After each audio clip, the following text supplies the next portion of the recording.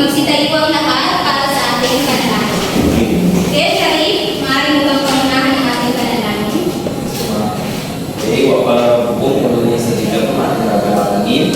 Alhamdulillah Rabbil Alamin Ar-Rahmanir Rahim Maliki Yawmiddin Iyyaka na'budu wa iyyaka nasta'in Ihdinas siratal mustaqim Siratal ladzina an'amta 'alaihim ghairil maghdubi 'alaihim waladdallin Rabbana atina fid dunya hasanah wa fil akhirati hasanah wa qina adzabannar Walhamdulillahi Rabbil Alamin.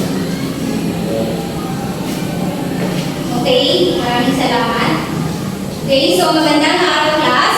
Magandang araw po, ma'am.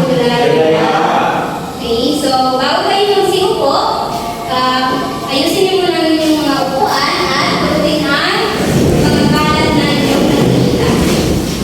Okay na ba? Okay, so maaari na kayo magsiupo.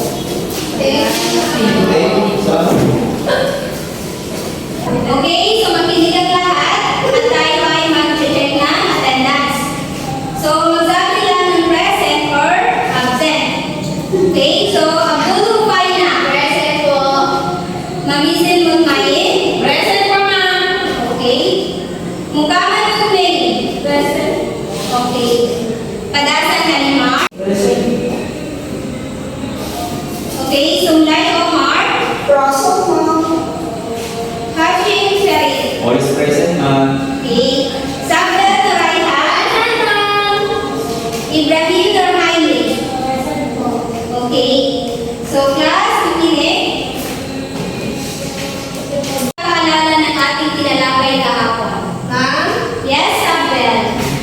Ang ating pong tinalakay kahapon, ma'am, ay patungkol po sa economics. Yes, tama. So, ano sa sinabi ni Sabel, para sa inyo, ano yung economics base sa ating napag-aralan? Ano natin? Yes, tama.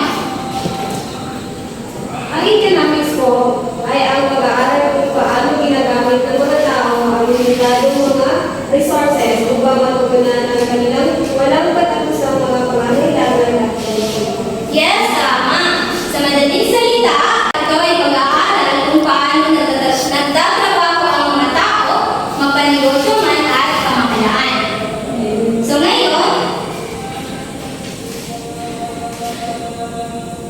So ngayon, may inihanda ako. Gawain na ito ay tinatawag na word wave. So, mabigay lang kayo ng mga salita na nauugnay sa kakapusan at kakulangan.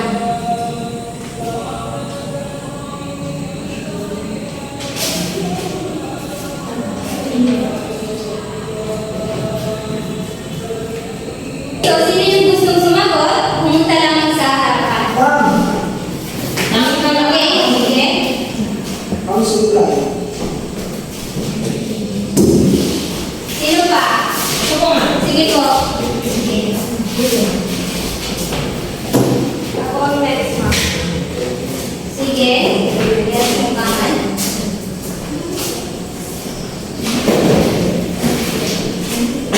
Yes, Sabda.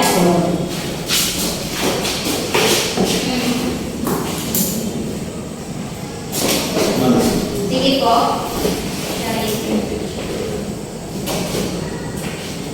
Okay, so ito yung mga Ma'am, sagot. ano naman? Sige.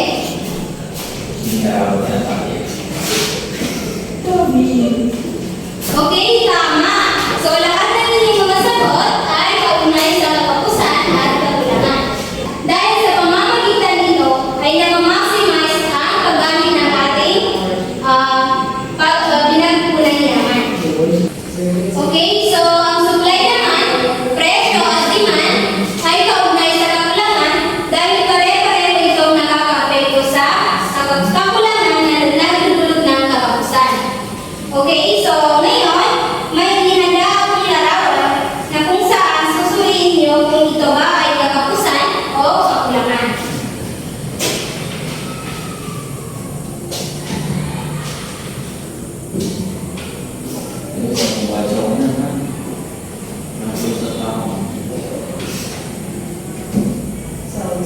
Ano sa mga pera?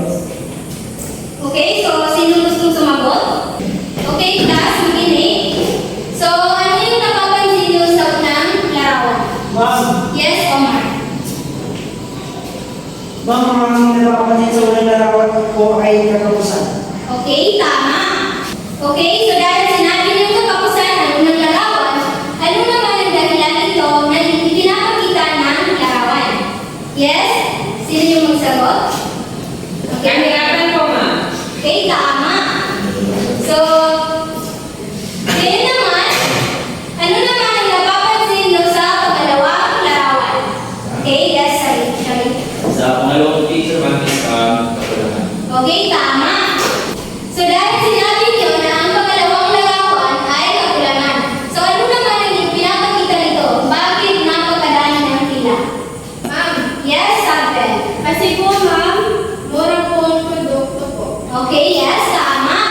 So, dahil sa mura yung produkto, nag-uunahan yung mga mamimili sa pamilihan.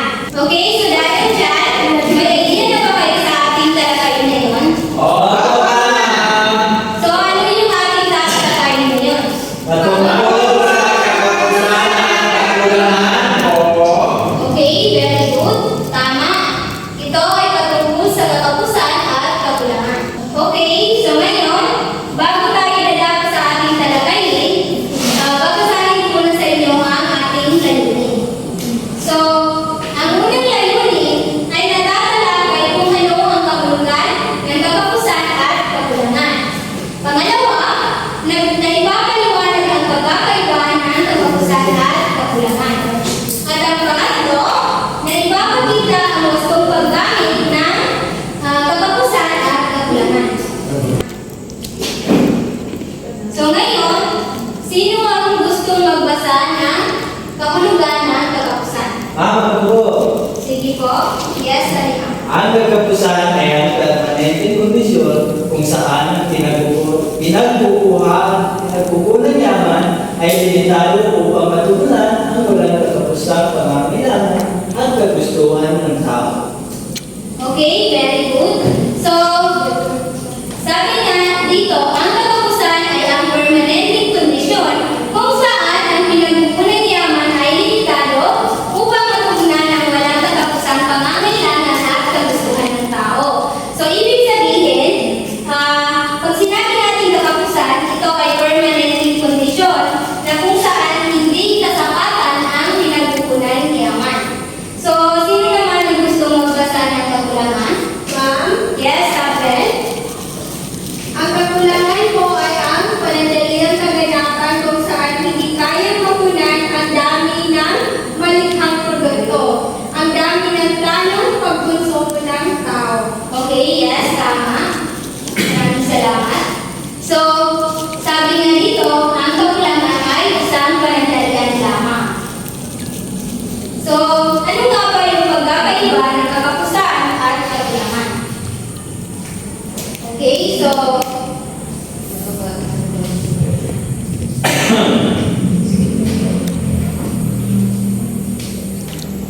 ang pagkakaiba ng katapusan at kakulangan, dito sa katapusan ay limitado dami ng pangkalahatang pinagkukunan yaman. So, ang halimbawa dito ay tubig. Dahil ang tubig ay isang limitado dahil kapag ginamit natin ito ay non-renewable siya. Hindi na siya mapapalitan. So, ang pangalawa ay ang problema sa puwersang pangkalikasan. So, ang halimbawa naman dito is ang bagyo. Dahil alam naman natin na ang bagyo ay nakakapinsala sa atin at nagiging dulot yun ng katapusan.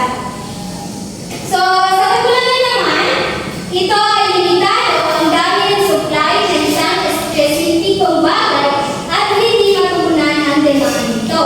So, ang halimbawa nito ay pareho din sa halimbawa ng problema sa puwersang pangkalikasan na kung saan ito ay bagyo. Dahil sa bagyo ay nagdudulot ito ng problema sa alokasyon. Okay, so naiintindihan ng ating talakayan? Oo, ma'am. Okay, very good. So, dahil naiintindihan, bilang isang mag-aaral, ano kaya ang inyong magagawa upang matugunan o malabanan ang katapusan at maiwasan ang kakulangan? Ma'am? Yes, right. Pilipin po. Okay, tama. Ano pa? Ma'am, Yes, Abel? Okay, yes, tama. So, lahat ng iyong mga sagot ay tama. Dahil lahat nito ay isa sa mga paraan upang maiwasan ang kapakusan at kakulangan. Okay, class, naiintindihan ba ang ating discussion o talakayan ngayon? Okay, very good. So, dahil naiintindihan, meron akong inihanda quiz o pagtataya. So,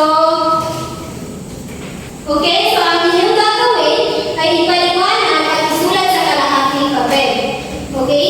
So, ipaliwanag ang pagkakaiba ng kakapusan at kakulangan at magbigay ng mga halimbawa at ipaliwanag kung ano ang nakakapekto ng mga ito sa atin. Okay? So, bibigyan ko lang kayo ng 5 minuto para sagutan ng ating quiz. Opo, ma'am.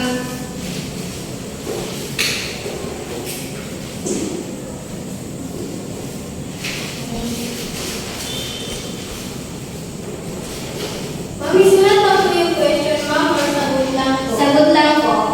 Thank you po.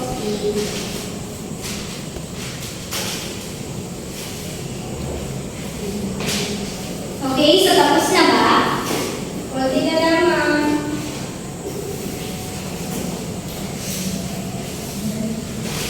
Okay na po. Okay na po. So,